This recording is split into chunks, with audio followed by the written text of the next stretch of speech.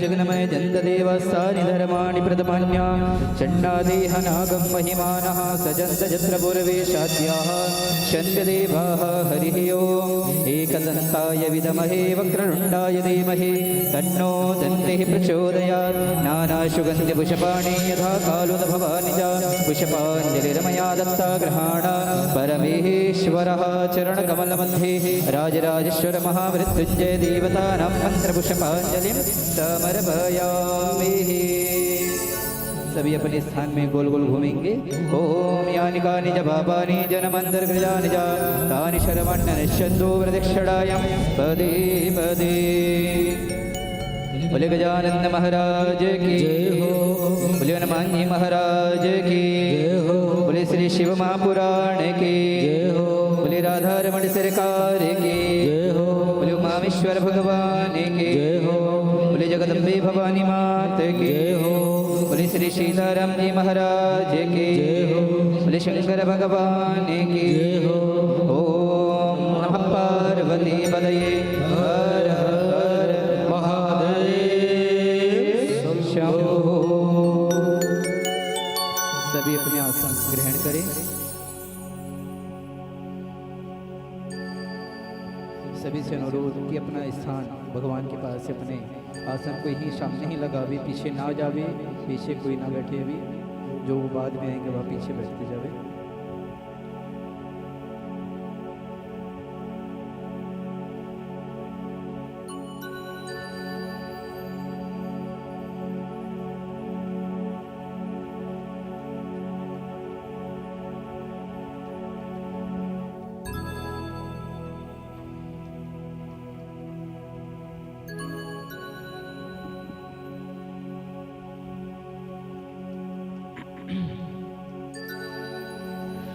श्री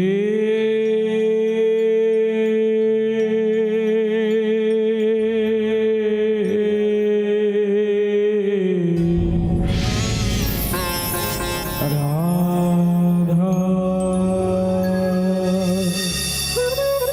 रमण सरकार की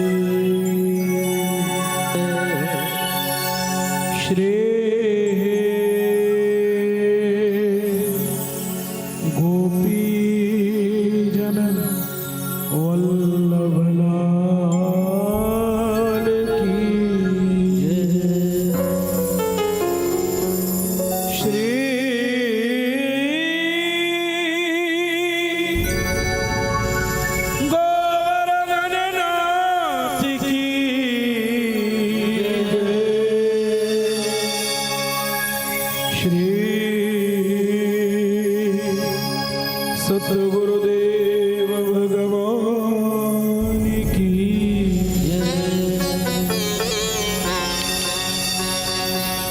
वक्रतुंड महाकाय सूर्यकोटि समप्रभ निर्विघ्नं कुरु मे देव सर्वकार्येषु सर्वदा चिंता संतापहंतारो दातारो सुख संपदा श्री राधा ममाचार्य प्रणमामि मुहुर्मुहुः। यदनुग्रहतो जगन्तो सर्वदुःखातिनो भवे तमहं सर्वदा वन्दे श्रीमद्वल्लभनन्दनम्। अज्ञानतिमिरान्धस्य ज्ञानाञ्जनशलाकया चक्षुरुन्मीलितं येन तस्मै श्री गुरुवे नमः। मोर मुकुटे सिर कर लकुटे मुरली अधर लला पीताम्बर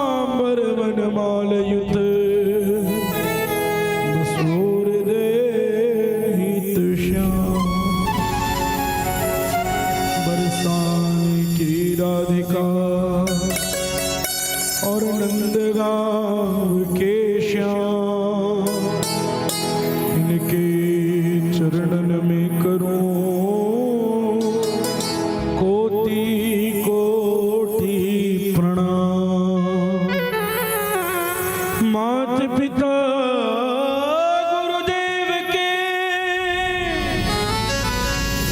धरूं चरण में ध्यान, कुल देवी मां जीन भवानी, तन लाखों लाख प्रणाम। सभी हाथ जोड़कर हनुमान जी महाराज का ध्यान करें। आइए हनुमंत पधारिए, कथा कहो मति अनुसार, प्रेम सहित गादी धरो बिराजो पवन कुमार। सब द्वारन को छोड़ के मैं आयो तोरे द्वार, और वृषभानु की लाडली नित मेरे ही ओर निहार। जय जय श्री राधे, जय जय श्री राधे, जय जय श्री राधे श्याम। नमः पार्वती पदे, हर हर महादेव।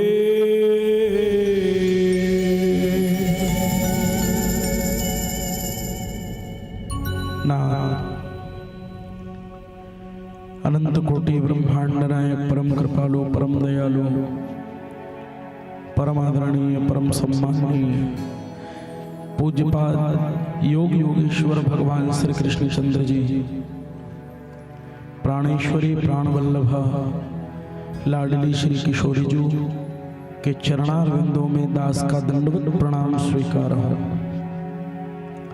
भूत भावन भोलेनाथ बाबा एवं बाल सखा हरि कथा रसिक राम कथा रसिक बाबा श्री हनुमान जी महाराज, कलयुग के महाकवि गोस्वामी तुलसीदास बाबा, इस व्यासपीठ के मालिक, इस गद्दी के अधिपति बाबा श्री वेदव्यास जी, स्वयं भागवत स्वरूप ब्रह्म स्वरूप परमादरणीय श्रद्धेय सुखदेव जी महाराज, आप सभी के चरणारविंदों में सादर सीताराम निवेदन करते हुए आज श्री शिव महापुराण की कथा के पंचम दिवस के अवसर पर कथा श्रवण करने पधारे हुए सभी श्रोतागण, मंचासीन समस्त आत्मीय स्वजन बंधुवृंद, आप सभी के हृदय में विराजमान भगवान महादेव के चरणों में सिया राम में सब जग जानी स्वभाव से प्रणाम सभी को स्वीकार हो। आइए बिना समय गवाए हुए, बिना विलंब किए हुए थोड़ी देर बाबा के नाम का संकीर्तन करें, शिव नाम संकीर्तन करें, तदुपरांत आज की कथा सागर की ओर प्रस्थान करेंगे। बोलिए उमा महेश्वर भगवान के जय जय शिव शंभो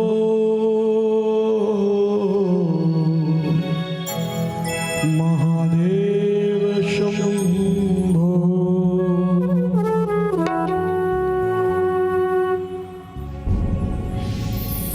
जय सदा शिव, जय सदा शिव, जय सदा शिव बोले। जय सदा शिव, जय सदा शिव, जय सदा शिव बोले। जय सदा शिव, जय सदा शिव, जय सदा शिव बोलिए। जय सदा शिव, जय सदा शिव, जय सदा शिव बोले। जय सदा शिव, जय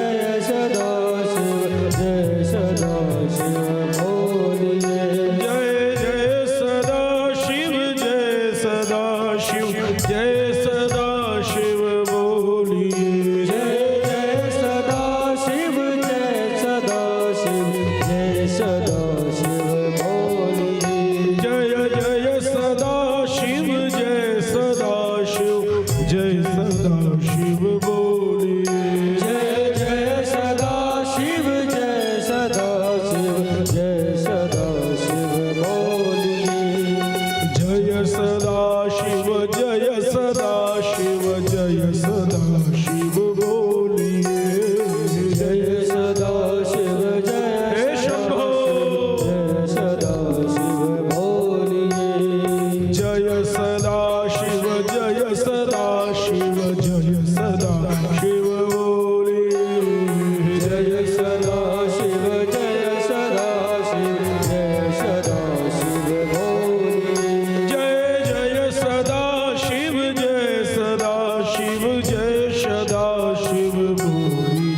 जय जय सदा शिव जय सदा शिव जय सदा शिव बोलिए। जय जय सदा शिव जय सदा शिव जय सदा शिव बोलिए। जय जय सदा शिव जय सदा शिव जय सदा एक स्वर में सब गाइए। जय सदा शिव जय सदा शिव जय सदा शिव बोलिए। जय सदा शिव जय सदा शिव जय सदा शिव बोलिए। कर्पूरगारम करुणावतारम संसार सारम भुजगेन्द्रहारम सदा वसंतम हृदयारविंदे भवं भवानी सहितं नमामि। जय सदा शिव जय सदा शिव जय सदा शिव बोलिए। जय सदा शिव जय सदा शिव जय सदा शिव बोलिए। हे सोमनाथ दिगंबरा हे काशीनाथ पुरंदरा। हे सोमनाथ दिगंबरा हे काशीनाथ पुरंदरा। महाकाल काल दिगंबरा शिव शंकरा शिव शंकरा। महाकाल काल दिगंबरा शिव शंकरा शिव शंकरा। जय सदा शिव जय सदा शिव जय सदा शिव जय सदा शिव जय सदा शिव बोलिए। जय सदा शिव जय सदा शिव जय सदा शिव बोलिए। जय सदा शिव जय सदा शिव जय सदा शिव बोलिए। जय सदा शिव जय सदा शिव जय सदा शिव बोलिए। जय जय सदा शिव जय सदा शिव जय सदा शिव बोलिए। जय जय सदा शिव जय सदा शिव जय सदा शिव बोलिए। जय जय सदा शिव जय सदा शिव जय सदा शिव बोलिए। जय जय सदा शिव जय सदा शिव जय सदा शिव बोलिए। जय जय सदा शिव जय सदा जय जय सदा शिव बोलिए। जय जय सदा शिव जय सदा जय शिव जय सदा शिव बोलिए। जय जय सदा शिव बोलिए। जय जय सदा शिव बोलिए। जय सदा शिव बोलिए। जय जय सदा शिव बोलिए।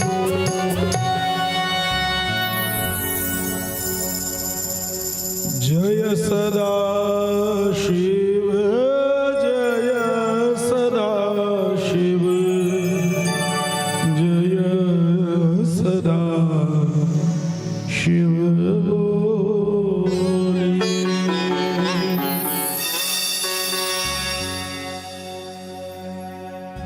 महादेव भगवान शंकर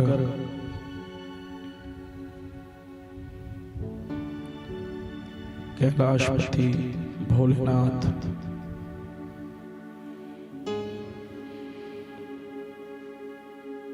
ऐसे आनंद के दाता कैलाशपति भगवान शंकर के 12 स्वरूप 12 ज्योतिर्लिंग के रूप में वर्णन का आता है।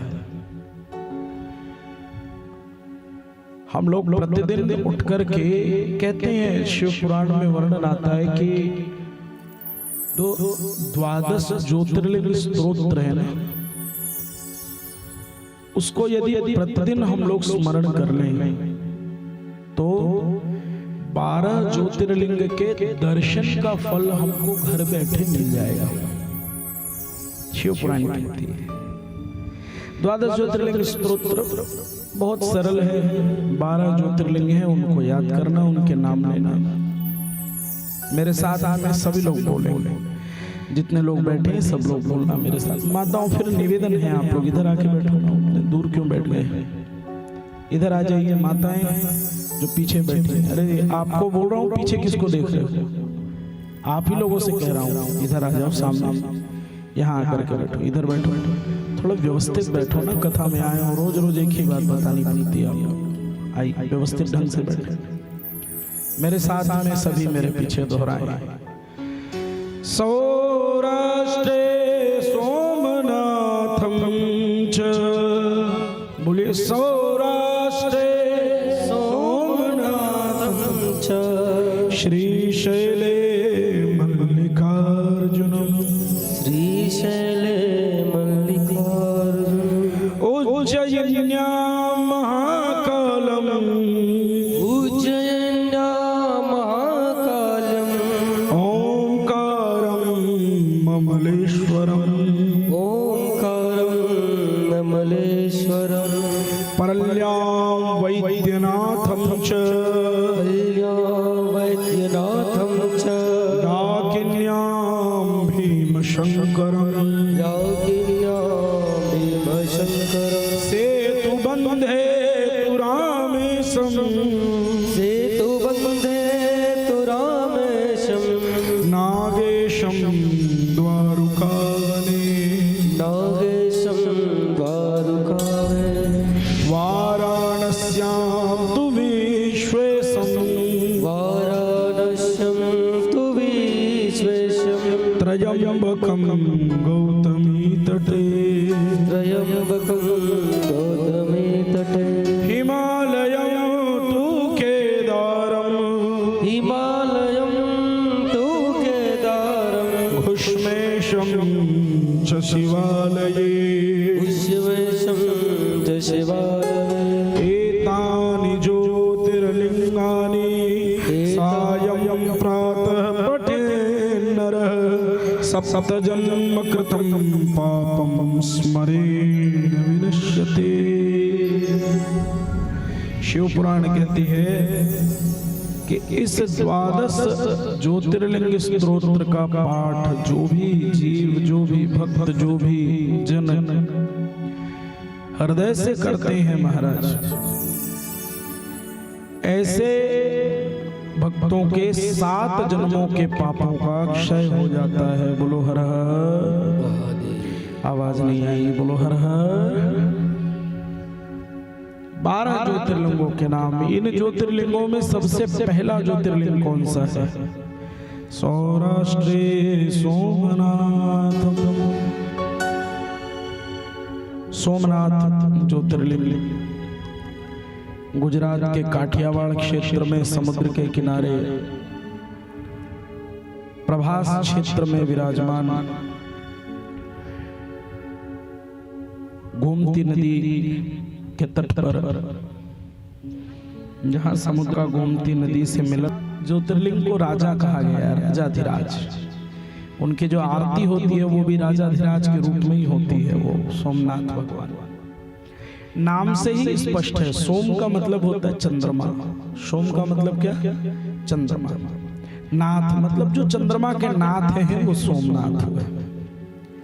इनकी प्रतिष्ठा की बड़ी अद्भुत कथा है। सोमनाथ महादेव की प्राण प्रतिष्ठा किसने की? चंद्रमा के द्वारा स्थापित ये शिवलिंग है और ये स्वयंभू है अपने आप। और सोमनाथ शिवलिंग इतना खूबसूरत क्यों है? सोमनाथ शिवलिंग के सौंदर्य का सबसे बड़ा कारण है, एक शिवलिंग में शंकर और पार्वती दोनों समाहित हैं। बोलो हर हर। शंकर पार्वती दोनों उस एक शिवलिंग में विराजमान हैं। तो एक समय की बात है, संत जन कथा बता रहे हैं कि राजा दक्ष प्रजापति, सती माता के पिताजी, हमने कथा में आपको बताया कि दक्ष प्रजापति की 60 कन्या थी। तो दक्ष ने उन 60 में से 28 बेटियों का विवाह चंद्रमा के साथ कर दिया। कितनी? 28। अब ये 28 पुत्रियों का विवाह जब चंद्रमा के साथ में कर दिया, परंतु चंद्रमा का जो स्नेह था, चंद्रमा का जो अनुराग था, वो रोहिणी के साथ ज्यादा था। अब 28 कन्याएं तो थी उनकी, उत्तरा, फाल्गुना, श्लेषा और आपका मघा इत्यादि पत्नियां थी। 28 पत्नियां, जिनमें सबसे ज्यादा प्रिय चंद्रमा को कौन थी? रोहिणी। अब रोहिणी पे सारा प्रेम चंद्रदेव लुटा देते, जितना अधिक से अधिक हो सके समय रोहिणी देवी के साथ में व्यतीत करते। तो अब जितनी जो बाकी जो पत्नियां थी ना, वो रोहिणी की सगी बहनें, ठीक है, लेकिन उन सबके मन में ये भाव था कि हमारे पति हमसे प्रेम कम करते हैं और रोहिणी से प्रेम ज्यादा करते हैं। तो ये सभी देवियां एक दिन अत्यंत रुष्ट होकर के अपने पिता दक्ष के पास गई और दक्ष को जाकर के उन्होंने कंप्लेन कर दी, शिकायत कर दी कि पिताजी, ये जो हमारे पति हैं चंद्रमा, आपने तो बिना सोचे समझे एक ही पुरुष से 28 बेटियों का ब्याह कर दिया। आपने तो अपनी जिम्मेदारी से मुक्त हो गया। 28 बेटियों को एक ही व्यक्ति को ब्याह दिया, दान कर दिया, दे दिया। तो आप तो महाराज अपनी जिम्मेदारी से मुक्त हो गए, लेकिन हमारा जीवन तो नर्क बन गया इसमें। कारण कि हमारे जो पतिदेव हैं वो रोहिणी से बहुत ज्यादा प्रेम करते हैं। तो हमें ये बात जो है बहुत खटखटी है, बड़ी बुरी लगती है। पति हमको समय नहीं देते, पूरा समय रोहिणी दीदी के साथ ही व्यतीत करते रहते हैं। तो दक्ष प्रजापति को बड़ा क्रोध आ गया। दक्ष ने चंद्रदेव को खूब समझाया कि देखो भाई, आपकी 28 पत्नियां हैं, सभी को बराबर समय दो, बराबर प्रेम करो, सभी के साथ में समय व्यतीत करो, किसी को शिकायत का मौका मत दो। लेकिन चंद्रदेव को अपने सौंदर्य का बड़ा अभिमान था। बड़ा सुंदर चंद्रमा सुंदर है ना, इसलिए किसी की सुंदरता की हम लोग तारीफ करते हैं कि तो कहते भी हैं कि चांद के जैसे तुम्हारा चेहरा है, चांद के जैसे तुम सुंदर हो। तो दक्ष प्रजापति एक बार, 2 बार, 3 बार समझाते रहे, बार बार बेटियां शिकायत करती रही, पिताजी इनको समझाओ, पिताजी इनको समझाओ, पिताजी इनको समझाओ। जब चंद्रदेव नहीं माने तो दक्ष प्रजापति को इतना क्रोध आया, इतना क्रोध आया कि प्रजापति दक्ष ने अपने दामाद को श्राप दे दिया। अपने दामाद को ही श्राप दे दिया। बोले जाओ तुम क्षय रोग से ग्रसित हो जाओ। क्षय मतलब तुम घट जाओगे। जैसे श्राप लगा महाराज, रोज चंद्रमा एक एक कला घटते जा रहा है। थोड़ा थोड़ा थोड़ा थोड़ा चंद्रमा कम होते जा रहा है, घटते जा रहा है। चंद्रमा को समझ आ गया अपने पास ज्यादा टाइम नहीं, 15 दिन में हम खत्म हो जाएंगे, चंद्रमा का नाश हो जाएगा। अब चंद्रदेव महाराज पूरी त्रिलोकी में घूमने लगे, हर देवता के पास गए, मुझे बचा लो, बचा लो। दक्ष प्रजापति का श्राप महाराज ऐसा श्राप है, कोई टाल नहीं सकता। दक्ष प्रजापति कोई छोटा मोटा आदमी तो है नहीं। प्रजापति दक्ष सीधे डायरेक्ट ब्रह्मा जी का बेटा है, ब्रह्मा जी का मानस पुत्र है, तो उसका श्राप कोई टाल नहीं सकता। करे क्या? तो ब्रह्मा जी के पास, तो ब्रह्मा जी महाराज के कहने पर, उनके कथनानुसार, ब्रह्मा जी महाराज के कहने पर, उनके कथनानुसार, उनके आदेशानुसार जो चंद्रदेव जो हैं, ब्रह्मा जी ने उनको उपदेश किया कि काम करो, तुम शिव जी की आराधना करो।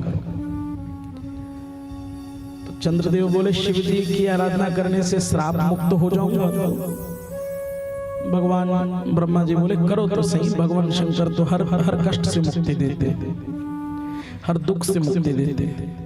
तो एक बार तुम आराधना प्रारंभ करो। तो इसी प्रभास क्षेत्र में आकर के चंद्रदेव ने भगवान शंकर की तपस्या की। 10,000 बार महामृत्युंजय मंत्र का जप किया। कितने बार? ज्यादा बहुत बड़ी तपस्या नहीं की, 10,000 बार। ओम त्र्यंबकम यजामहे सुगंधिं पुष्टिवर्धनम उर्वारुकमिव बन्धनान् मृत्योर्मोक्षीयमामृतात्। ये जो महामृत्युंजय मंत्र है बड़ा तेजस्वी मंत्र है। इस महामृत्युंजय मंत्र की दीक्षा यदि आपको प्राप्त हो जाए और महामृत्युंजय मंत्र का यदि आप जप करने लगे तो कहते हैं कि मृत्युंजय, मृत्यु का मतलब हो गई मौत, और मृत्युंजय मतलब क्या हो गया? जो मृत्यु को जीत ले वो मृत्युंजय होता है। भगवान शंकर के मृत्युंजय मंत्र का जप करने से, महामृत्युंजय मंत्र को जपने से मृत्यु पर भी मनुष्य विजय प्राप्त कर सकता है। बड़ी से बड़ी बीमारी, बड़ी से बड़ी समस्या, बड़े से बड़े रोग, बड़े से बड़ा भय मृत्युंजय मंत्र का जप करने से आपको उसमें स्वतंत्रता मिल सकती है। तो चंद्रदेव ने 10,000 बार ओम त्र्यंबकम यजामहे सुगंधिं पुष्टिवर्धनम उर्वारुकमिव बन्धनान् मृत्योर्मोक्षीयमामृतात् एतद प्रकार से जप किया। और जप का प्रभाव ये रहा कि शंकर भगवान प्रकट हो गए। भगवान शंकर बड़े प्रसन्न हुए। शिव जी एक ऐसे देवता हैं जो बहुत जल्दी किसी की तपस्या से प्रसन्न हो जाते हैं, और शिव जी की हुई तपस्या जो है ना, उनकी जो आराधना है वो फलीभूत बहुत जल्दी होती है। दूसरे देवता की तपस्या करो, दूसरे देवता की साधना करो तो उसको फलीभूत होने में टाइम लगता है, पर शिव जी तुरंत पलक झपकते। अभी यहाँ आपने नाम लिया और वहां शिव जी ने कृपा करनी शुरू कर दी। ये शिव का स्वभाव है। तो सोमनाथ के उस क्षेत्र में, उस प्रभास क्षेत्र में शंकर भगवान माता पार्वती के साथ प्रकट हो गए। चंद्रदेव से कहा मांगो क्या वरदान चाहिए। तो चंद्रदेव कहते हैं कि प्रभु मुझे तो श्राप दे दिया क्षय होने का, 15 दिन टाइम बचाया, मर जाऊंगा मैं तो चला जाऊंगा। शंकर भगवान ने चंद्रमा को अमर होने का वरदान दे दिया। बोले तुम अमर हो जाओ, मरोगे नहीं कभी। चंद्रदेव बड़ा प्रसन्न हुआ। लेकिन शिव जी बोले कि देखो जैसे तुम मेरे भक्त हो ना, वैसे दक्ष प्रजापति भी मेरा भक्त है, और उसके मुख से निकला हुआ श्राप बेकार नहीं जा सकता। तो क्या करना पड़ेगा प्रभु? भगवान बोले 15 दिन घटोगे, 15 दिन बढ़ोगे, है ना। तो चंद्रमा शुक्ल पक्ष में बढ़ता है, कृष्ण पक्ष में घटता है। 15 दिन बढ़ोगे, 15 दिन घटोगे। सोम देव जो थे चंद्रदेव, उन्होंने कहा प्रभु ये तो बड़ी कृपा। शंकर जी महाराज बोले कि दूज का जो चंद्रमा होगा, जो द्वितीया का चंद्रमा होगा, सबसे सुंदर होगा। तो द्वितीया का चंद्रमा इतना सुंदर था कि शंकर जी के माथे पर जो चंद्रमा है ना, वो दूज का चांद है, द्वितीया का चंद्रमा है। और दूज का चांद जो है बड़ा खूबसूरत होता है, ना वो पूरा है ना वो आधा है, बड़ा सुंदर द्वितीया का चंद्रमा। और पूर्णिमा के दिन जो है चंद्रदेव अपने पूर्ण स्वरूप को प्राप्त करते हैं। इसी क्रम में एक बहुत प्यारे व्रत का अनुष्ठान भगवान शंकर ने चंद्रदेव को बताया है कि जो भी भक्त अपने जीवन में एक बार भी अगर चंद्रायण व्रत का पारायण करता है, चंद्रायण व्रत सुनना बहुत अद्भुत व्रत है। अपने जीवन में एक बार भी अगर आप चंद्रायण व्रत कर लोगे तो दुनिया की ऐसी कोई भी वस्तु नहीं है या ऐसी कोई इच्छा नहीं है जो आपकी पूरी ना हो। चंद्रायण व्रत एक बार संकल्प लेकर किसी मनोकामना के लिए अगर आप करें, वो चंद्रायण व्रत कैसे होगा? तो शंकर भगवान बताते हैं कि जिस प्रकार से चंद्रमा की कला घटती बढ़ती रहती है, उसी क्रम में भोजन करना है। अब सुनो बड़े ध्यान से, भोजन क्या करना है, चंद्रायण व्रत किया कैसे जाता है, इस व्रत का मैं आपको उपाय बताता हूँ। बहुत कठिन है, नहीं कर पाते हैं लोग, पूरा नहीं कर पाते हैं, लेकिन फिर भी सुन लो। अगर कभी तुम्हारे में महादेव की कृपा हो तो कभी करके देखना। चंद्रायण व्रत बड़ा अद्भुत है महाराज। इसलिए अद्भुत है क्योंकि स्वयं भगवान शंकर ने इस चंद्रायण व्रत का उपदेश किया है। तो एकम के दिन जब आपका शुक्ल पक्ष हो, तो शुक्ल पक्ष की प्रतिपदा के दिन ये जो व्रत है, पूर्णिमा के दिन संकल्प लो और प्रतिपदा के दिन आप जो है इसका संकल्प शुरू करो।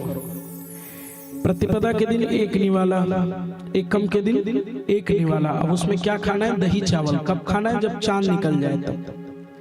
जब चांद उग जाए तो चंद्रमा को कच्चे दूध का अर्घ देना, चंद्रमा का पूजन करना, शिव जी का पूजन करना। रात्रि में एक निवाला दही भात का, एक चावल लेना थोड़ा सा, उसमें दही मिला करके एक निवाला बनाना है, केवल एक कौर, एक दिन में एक कौर, पूरे 24 घंटे में एक कौर। एकम के दिन एक कौर, दूज के दिन 2 कौर, तीज के दिन 3 कौर, चौथ के दिन 4 कौर, पंचमी के दिन 5 कौर, छठ के दिन 6 कौर, सप्तमी के दिन 7 कौर, अष्टमी के दिन 8, नवमी 9, दसवीं 10, एकादशी 11, द्वादशी 12, त्रयोदशी 13, चतुर्दशी 14 और जब वापस तिथि पूरी हो तो 15वीं तिथि के दिन आपको पूर्ण भोजन करना है। पूर्णिमा का दिन पूरा भोजन, समझ रहे हो? 15 कौर के साथ पूरा भोजन। अब वहां से उल्टा एक एक निवाला कम करना है। 15 भोजन पर आ गए आप, 15 निवाले पर आ गए। उसके बाद जब एकम आएगी तो वहां से 14, फिर 13, फिर 12, फिर 11, 10, 9, 8, 7, 6, 5, 4, 3, 2, 1। जिस दिन अमावस्या आएगी उस दिन आपको भूखे रहना है, निराहार निर्जल रहना है। ये 1 महीने का उपवास है, 1 महीने का व्रत है। इसको कहते हैं चंद्रायण व्रत, है ना। अब कोई लोग कहे महाराज जी ठीक है कर लेंगे, है ना, कर लेंगे, इसमें क्या है? हम तो तीजा को उपास रथ निखल ले ज्यादा कठिन रहते, करवा चौथ रथ निखल ले ज्यादा कठिन रहते। दाई हो, 1 दिन रहना 2 दिन रहना अलग बात है, पूरा भूखा रहना, पूरा प्यासा रहना अलग बात है। लेकिन दिन 24 घंटा में मात्र 1 निवाला खाना है आपला। नहीं खाना रहती तो बात अलग रहती, लेकिन 1 निवाला है, 1 दिन, दूसरा दिन 2 निवाला, तीसरा दिन 3 निवाला, तो वो बड़ा कठिन हो जाते व्रत। और उस पूरे चंद्रायण व्रत के दौरान आप झूठ नहीं बोल सकते। आपको धरती पर सोना है, जमीन पे सोना है, बिना सिले हुए कपड़े पहनने, हो सके तो सफेद वस्त्र पहनो, बिना सिले हुए कपड़े पहनो, कहीं पर भी सुई धागा नहीं लगना चाहिए। जमीन में एक साधारण सा कंबल बिछा करके जमीन पे सोना है। परिवार से थोड़ा सा उस समय मोह भंग रखना है, दूर रहना है, झूठ नहीं बोलना, क्रोध नहीं करना, जोर से बात नहीं करना, और जितना हो सके मन ही मन शिव शिव शिव शिव शिव शिव शिव शिव जप करते रहना। ओम नमः शिवाय या सांब सदा शिवाय नमः, जय सदाशिव जय सदाशिव, आपको जप करते रहना है। ये चंद्रायण व्रत। इस चंद्रायण व्रत को यदि आपने पूरा कर लिया तो शुरू दिन जो संकल्प आप लोगे, जो भी संकल्प लोगे, हे भगवान मुझे ये चाहिए इसलिए कर रहा हूँ, मुझे ये चाहिए इसलिए कर रहा हूँ, ये करवा दो इसलिए कर रहा हूँ, ऐसा करना इसलिए कर रहा हूँ, जो संकल्प आप लोगे तो व्यासपीठ साक्षी है इस बात की कि आपका चंद्रायण व्रत पूरा होने के पहले पहले आपकी मनोकामना पूरी हो जाएगी। बोलो हर हर। तो ऐसा ये अद्भुत चंद्रायण व्रत है। तो भगवान शंकर ने जब चंद्रदेव को दर्शन दिया, श्राप से मुक्ति दिलाई, अमर होने का वरदान दिया, तो उसके बाद चंद्रदेव प्रार्थना करते हैं भगवान शंकर से कि बाबा अगर आपका मुझ पर अनुग्रह है, मुझ पर आप प्रसन्न हैं, तो ऐसी कृपा कीजिए कि आप यहीं पर विश्राम करें, इसी सोमनाथ में रह करके आप भक्तों का कल्याण करें, जीवों का उद्धार करें, और अकेले नहीं रहेंगे प्रभु, माता पार्वती आपके संग रहे। तो उसी स्थान पर सोमेश्वर महादेव सोमनाथ भगवान के रूप में भगवान शंकर और माता पार्वती विराजमान हुए। बोलिए सोमनाथ भगवान के, सोमनाथ महादेव के जय हो। दूसरा ज्योतिर्लिंग कौन सा है? श्रीशैल मल्लिकार्जुन। अच्छा, मल्लिकार्जुन जो ज्योतिर्लिंग है ना, इसकी बड़ी सुंदर महिमा है मल्लिकार्जुन की। 2 प्रकार की कथाएं हैं मल्लिकार्जुन की। पहली कथा यह है कि कोई एक राजकुमारी थी, वो राजकुमारी शिव जी की बड़ी भक्त थी, और वो जंगल में जाकर के एक आश्रम बना के रहती थी, शिव जी की साधना करती। उसके पास एक गाय थी, तो वो गाय रोज रात में जाती और अपना पूरा दूध एक जगह पर खाली कर देती। एक दिन राजकुमारी को लगा कि गाय का दूध चोरी हो रहा है, तो पता करना चाहिए कौन कर रहा है। रात के समय बैठ करके निगरानी करने लगी। उसने देखा कि गाय एक जगह में जाकर के दूध गिरा रही है, तो क्रोध में भर करके राजकुमारी गई कि कोई दूध निकाल रहा है, जाके पता करते हैं। और जब उन्होंने जाकर के देखा तो वहां पर एक नील रत्न का शिवलिंग रखा हुआ था। नीलम जानते, नीलम पत्थर, नीलम पत्थर का शिवलिंग था। उस पे वो गाय जाकर के अपना पूरा दूध डाल के आ जाती थी। तो राजकुमारी ने जब उस शिवलिंग को देखा, स्वयंभू शिवलिंग था, राजकुमारी बड़ी प्रसन्न हुई, बहुत प्रभावित हुई। शिव जी की भक्त थी और सबसे पहले उसी रात्रि में आसपास में देखा तो कोई फूल नहीं मिला उसको। तो मल्लिका, जिसको हम लोग रात रानी कहते हैं, मल्लिका पुष्प जो है, उस पुष्प से उसने सबसे पहले उस ज्योतिर्लिंग की, उस दिव्य लिंग की पूजा की। इसलिए उसको मल्लिकार्जुन के नाम से परिक्रमा, चारों धाम, सातों पुरी, इन सब की परिक्रमा करना है। तो हम लोग कहते हैं ना कि माँ बाप के चरणों में चारों धाम हैं। माता पार्वती सभी शक्तिपीठों में विराजमान है, सभी ज्योतिर्लिंग में भगवान शंकर विराजमान है। तो गणेश जी ने, तो उन्होंने देखा कि गणेश जी के विवाह ऑलरेडी हो चुका है। जब तक कार्तिकेय जी आए, उनको बहुत समय लगा, 7 दिन लग गया उनको। तो इधर उनकी शादी हो गई महाराज। सिद्धि और बुद्धि नाम की 2 पत्नियां हैं गणेश जी की। क्या नाम से? सिद्धि और बुद्धि। हम लोग क्या कहते हैं? रिद्धि सिद्धि। रिद्धि सिद्धि बोलते हो ना। रिद्धि सिद्धि नाम की कोई पत्नी नहीं है गणेश जी की। रिद्धि नाम तो है ही नहीं पत्नी का। सिद्धि और बुद्धि नाम की 2 पत्नियां हैं। अच्छा, गणेश जी के बच्चों का नाम क्या है? जोर से बोलो। शुभ लाभ नहीं, गणेश जी के पुत्रों का नाम है, एक पुत्र का नाम है क्षेम और एक पुत्र का नाम है लाभ। क्या नाम है?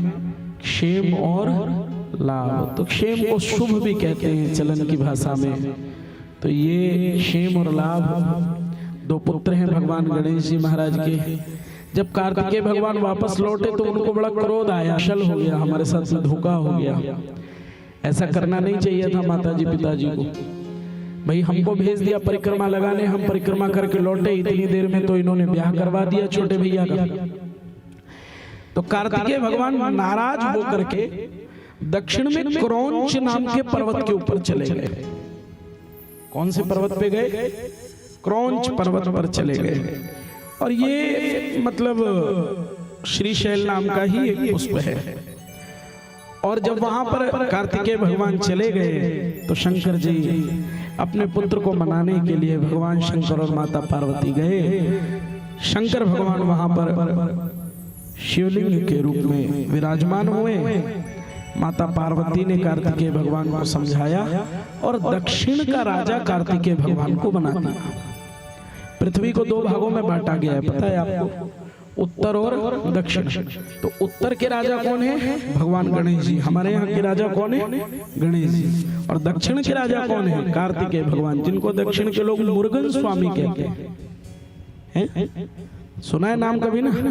मुरुगन स्वामी, वो जो बैठे होते हैं वो कार्तिकेय भगवान ही है, उन्हीं का स्वरूप है मुरुगन स्वामी का। तो दक्षिण के राजा वो बन गए और अब ये दोनों जो है शासन करने लगे। तो उसी दिन से जो हम लोग वो मनाते हैं ना, क्या कहते हैं उसको? गणेश चतुर्थी। गणेश चतुर्थी हमारे यहाँ पर्व केवल गणेश जी के जन्म के रूप में मनाना चाहिए। 11 दिन के गणेश जी बैठाओ, फिर उनको ले जाके विसर्जन कर दो, ये हमारे यहाँ का नियम नहीं है।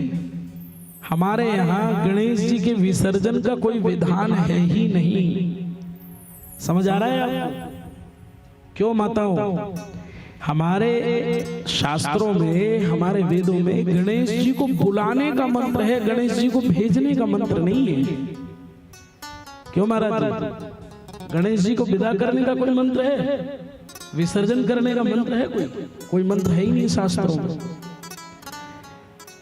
तो ये 11 दिन गणेश बैठाने वाला ये कहां से चालू हुआ? तो ये दक्षिण भारत के लोग करते हैं। जब भगवान का जन्मदिन आता है तब श्री गणेश जी महाराज कार्तिकेय भगवान से मिलने के लिए दक्षिण भारत की ओर प्रस्थान करते हैं और 11 दिन भगवान कार्तिकेय के साथ में रह करके 11 दिन भगवान कार्तिकेय के पास रहकर फिर अपने माता पिता के पास में कैलाश वापस लौट जाते हैं। तो ये 11 दिन के गणेश भगवान की जो परंपरा है ना, 3 दिन 7 दिन 5 दिन 11 दिन, ये सारी परंपराएं जो है दक्षिण भारत के लिए है। हमारे यहाँ गणेश विसर्जन का कोई विधान नहीं है। अगर आप गणेश जी को विसर्जन कर दोगे, सुनो हमारी बात, अगर आप गणेश जी को विसर्जन कर दोगे तो फिर दुर्गा पूजा में गणेश की स्थापना कैसे करोगे? अगर लक्ष्मी पूजा करोगे दिवाली में तो गणेश जी कहाँ से लाओगे? आपने तो विसर्जन कर दिया उनको। लेकिन हमारे यहाँ के लोग